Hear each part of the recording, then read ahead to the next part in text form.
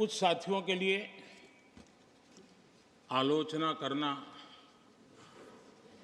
कड़वी बातें करना, ये उनकी मजबूरी थी। उनके प्रति भी मैं संवेदनाएं प्रकट करता हूं।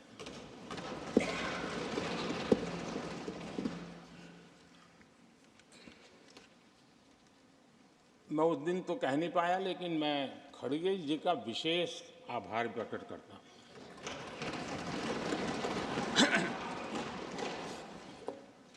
बहुत ध्यान से सुन रहा था खड़गे जी उस दिन में, और ऐसा आनंद आया,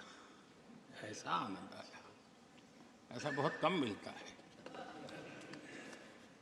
लोकसभा में तो कभी कभी मिल जाता है, लेकिन आजकल वो दूसरी ड्यूटी पर है, तो मनोरंजन कम मिलता है।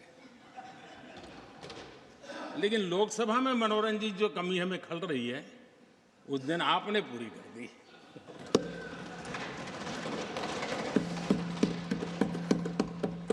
और मुझे प्रसन्नता इस बात की थी कि माननीय खड़गे जी काफी लंबा और बड़ी इम्तिहान वजह से शांति से बोल रहे थे। समय भी काफी लिया था। तो मैं सोच रहा था कि आजादी मिली कैसे,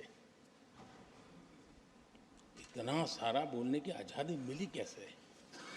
तो मैं सोच तो रहा था, लेकिन बाद में मेरे ध्यान में आया कि दो स्पेशल कमांडर जो रहते हैं ना, उस दिन नहीं थे और आजकल नहीं रहते वो। और इसलिए बहुत भरपूर फायदा स्वतंत्रता का आदरणीय खड़गे जी ने उठाया।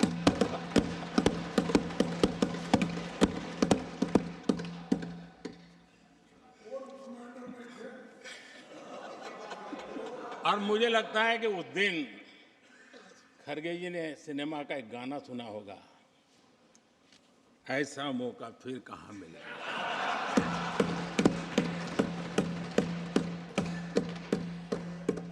और खड़गे जी भी एम्पायर नहीं है, कमांडोज नहीं है, तो चौके छक्के मारने में मजा आ रहा था उनको। लेकिन एक बात खुशी की रही, उन्होंने जो 400 सीट एनडीए के लिए आशीर्वाद दिया था,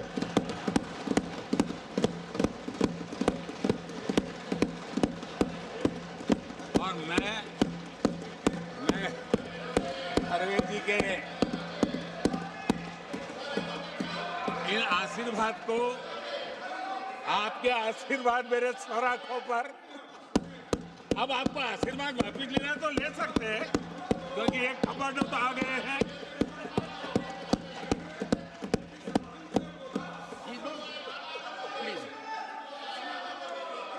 आदरणीय सभापति जी,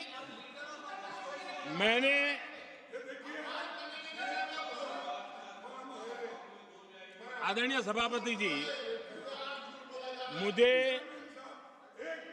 मुझे पिछले वर्ष का वो प्रसंग बराबर याद है।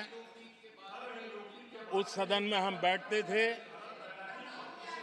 और देश के प्रधानमंत्री की आवाज को गला घोंटने का भरपूर प्रयास किया गया। हम बड़े धैर्य के साथ, बड़ी नम्रता के साथ आपके एक एक शब्द को सुनते रहे, और आज भी आप न सुनने की तैयारी के साथ आए हैं।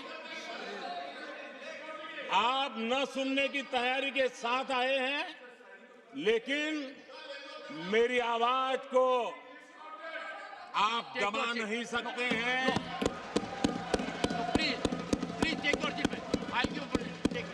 देश की जनता ने इस आवाज को ताकत दी हुई है।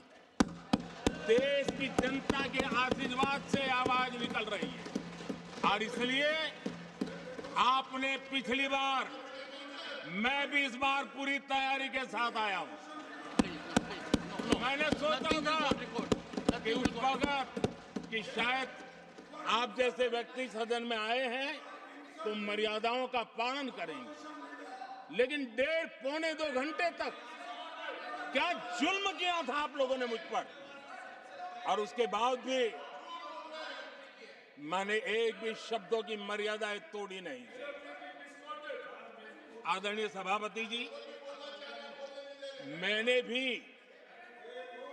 एक प्रार्थना की है, और प्रार्थना तो कर सकते हैं और मैं तो करता रहता हूं। पश्चिम बंगाल से आपको जो चैलेंज आई है,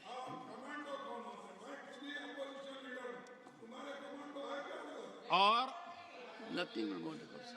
पश्चिम बंगाल से चैलेंज आई है कि कांग्रेस 440 पार नहीं कर पाएगी, 40 पार नहीं कर पाएगी।